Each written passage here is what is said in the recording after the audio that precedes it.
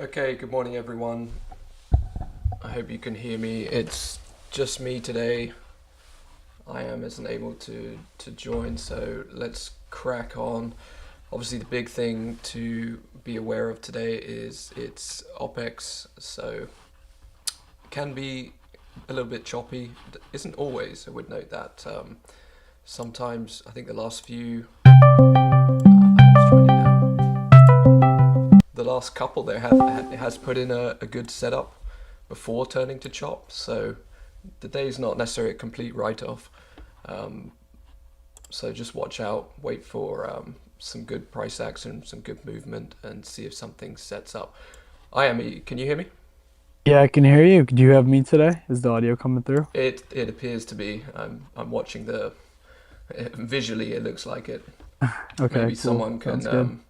confirm if they can hear. I am in the chat. There's a bit of a lag, so just give them a second. How you doing? Good, yeah. Nice to see the runners have survived. I know your runner is quite a bit lower. Did you add yesterday at 20? I think you I did, right? did. I Yeah. did. I did. I did take the same field breakdown that you did in your recap yesterday as well. But I just did it with a ad just to bring my runner to 25%. So just a smaller thing since I was already in a huge profit protection there. Yeah, very nice. So you were in like literally from the bottom. Perfect. I mean, that's Yeah. the great thing about this strategy is does allow you to get in For on sure, some of especially those. when I mean, I know for some you may, especially on like, days probably prior to yesterday, the whole week, you may find it annoying for some, being like, what's going on? My runner keeps trailing out. I have to take another thing. But when we do finally get that ultimatum squeeze, it is very much worth it because then you really can just sit on that runner. And I'm testament of, I think some people may look at Adam sometimes and they're like, no way he's in a runner for a week or for 200 points, 100 Mm. points. Like he has to be lying. And I can attest to, I have also had that many a time. So as long as you just stick with the process, you can also have a 100-point runner or a runner that lasts a week. I'm sure it'll come in due time. Just keep following the process, and eventually, you will strike on one of those where, by just pure nature, and luck of the draw, we will eventually have one that runs up, right? Like it is kind of a statistical kind of deviation there, where maybe your average failed breakdown goes 20 to 30 points. You eventually will have some that maybe go 5 to 10 points, and then you also will eventually have some that can go 100 plus points. So, just stick with it. You never know which one will go the distance and which one won't. Our job is just to keep taking every one we can and just improve on the quality of identifying and entering, and then let the results take it where we can. But just follow the process and just keep getting better at the process of what we can control. Yeah, it's kind of seasonal, isn't it?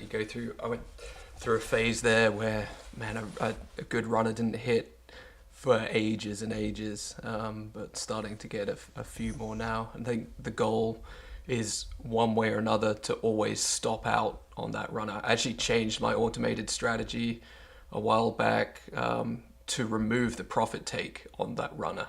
So, I kind of had standard profit takes of stop and profit takes of say 6, 12, and 50 or something like that, just to get the orders in. But for that runner, I just removed the profit take, and it just has a stop now that hopefully gets dragged up. So here we are looking at the 4 hour. Then we're back in the base of the megaphone.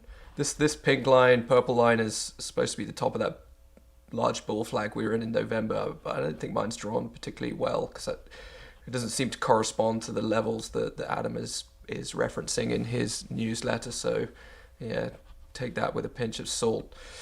But we have also broken out of that little down channel that we've sort of been in since the breakout at the top of the megaphone back on the 11th of December.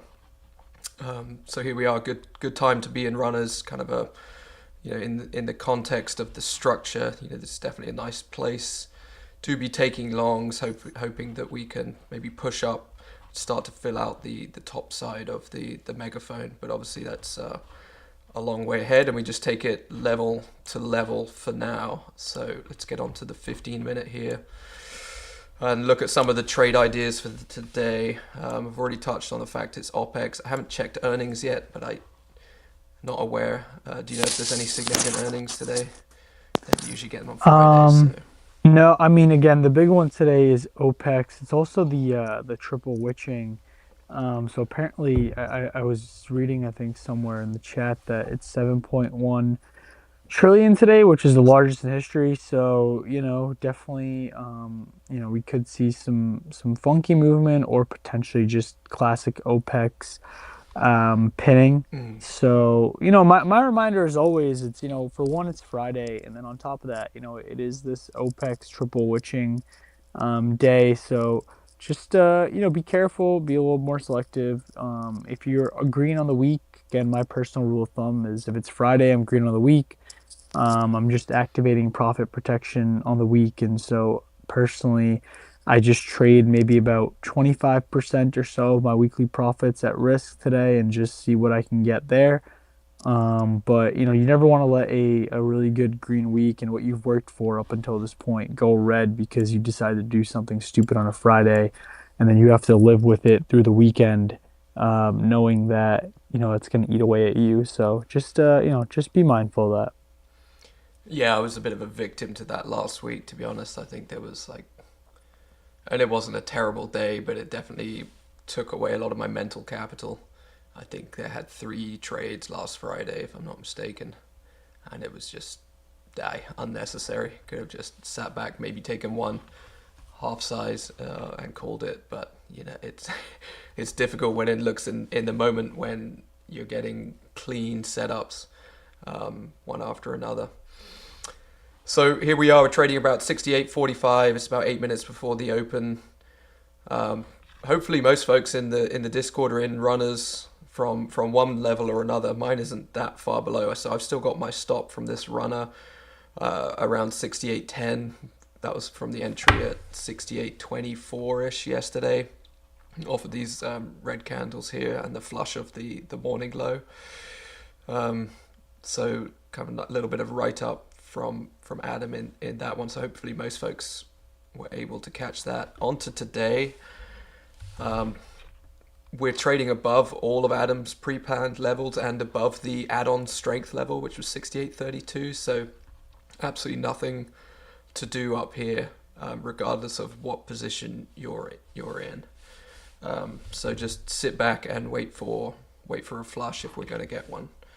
The first level of interest, which obviously it's up high here, but if we can push up high, the 68.32, and then this low it's set down here at 68.29 would be kind of a lower quality setup. I think you'd want to see it work a little higher first, because right now it's only a 15-point low, so just about meeting the criteria. But the important thing would be, I think, if we were moving down to that you'd want to see price just moving cleanly.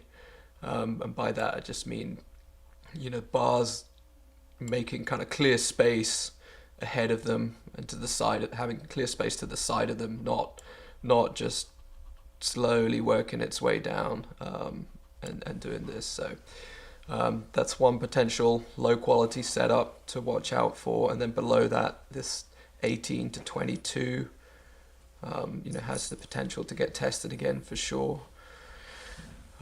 So with that, we'd be watching for kind of 13 to hold. Well, there's a couple of different options here. It's either, maybe wait for 22 to hold and reclaim 32,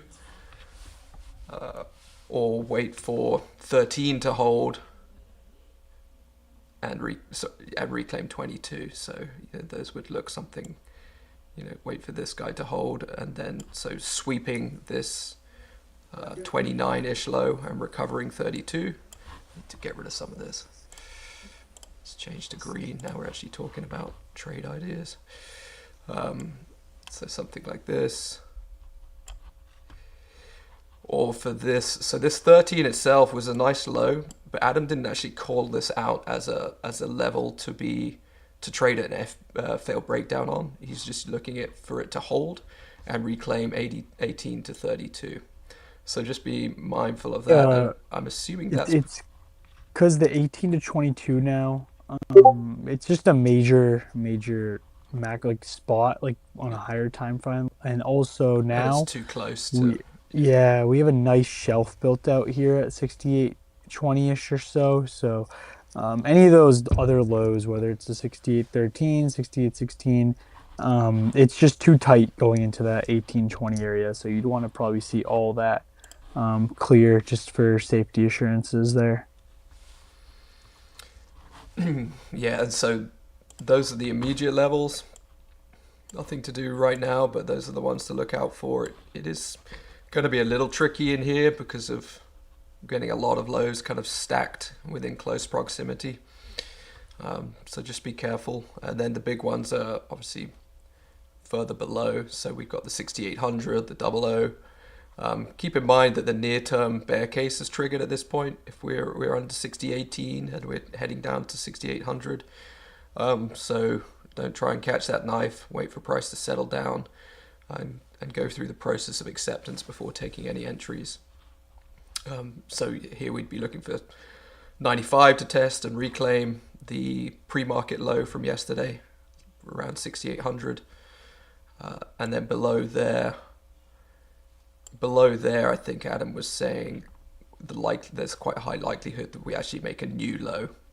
So as in bypass 67.82 and head down to 67.71. But we'll see. It is OPEX, so maybe we don't get that kind of price movement.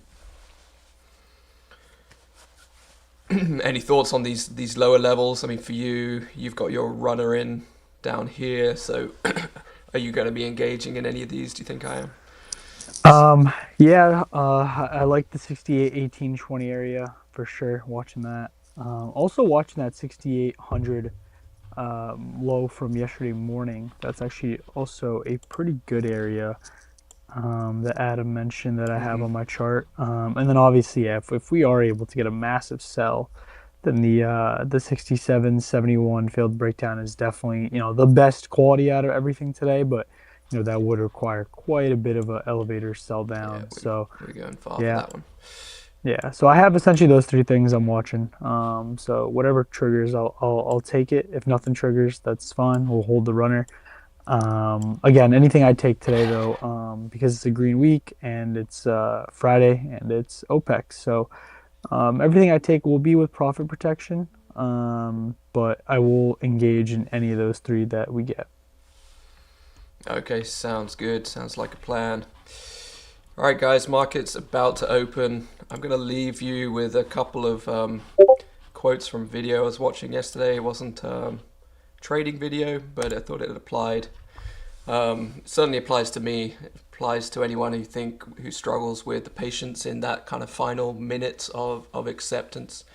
So here's just a couple of lines from that. Like, if you let pressure convince you that speed is your priority, you're going to make a mistake. And I can't tell you how many times I've done that. So really fight the instinct to act fast, and then try to create space between stimulus and response. So the stimulus perhaps being that initial reclaim of the level, and that that emotional response being the impulse to buy in that moment.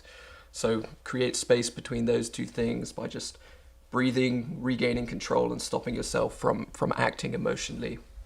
And then finally, just really focus on trying to shift that focus from how you feel. Potentially that's FOMO, and the urge to satisfy that FOMO, and what we know. And what we know is, we know the process. We know that if we rush, we lose. We know the types of acceptance we're looking for. We know the flush that's occurred, the depth, the speed of it, the volatility of it, and we know how we need to respond kind of based on that. So deep flush, we look for type 1 acceptance, test from below, and then reclaim with momentum. Shallower flushes, we're going to defer to that type 2 acceptance, or type 3 acceptance if it just rips through the level, holds above for 5 minutes. Holds above 5 points for a few minutes, and then engage. So we know the process. Wait for it to set up. Don't jump in. Don't trigger emotionally. And be safe out there. All right, guys, we'll catch you in the chat room. Cheers for now. Bye.